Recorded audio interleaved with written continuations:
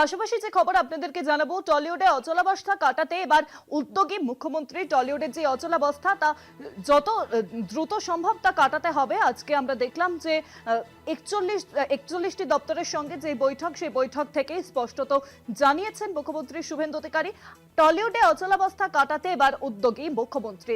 দায়িত্ব দেওয়া হয়েছে বেশ কিছু জনকে। ইতিমধ্যেই যে খবর সামনে আসছে,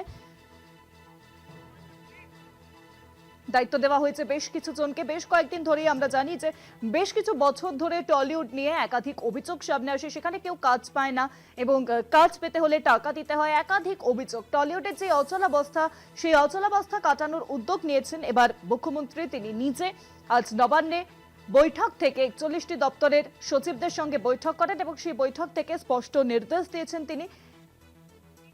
আর এবার বেশ কিছু জনকে দায়িত্ব দেওয়া হয়েছে মুখ্যমন্ত্রীর নির্দেশের পর।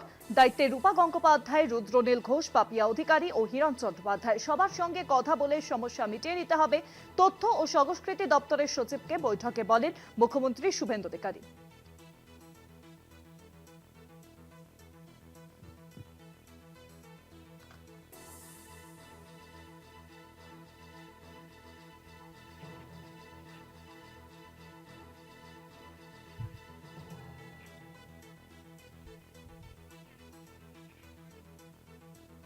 আপনাদের জানিয়ে রাখবো যে টালিগঞ্জের যে অচলাবস্থা, সেই অচলাবস্থা কাটাতে এবার উদ্যোগী মুখ্যমন্ত্রী শুভেন্দু অধিকারী। আজ 41টি দপ্তরের সচিবদের সঙ্গে বৈঠক থেকে তিনি এই উদ্যোগের কথা বলেছেন।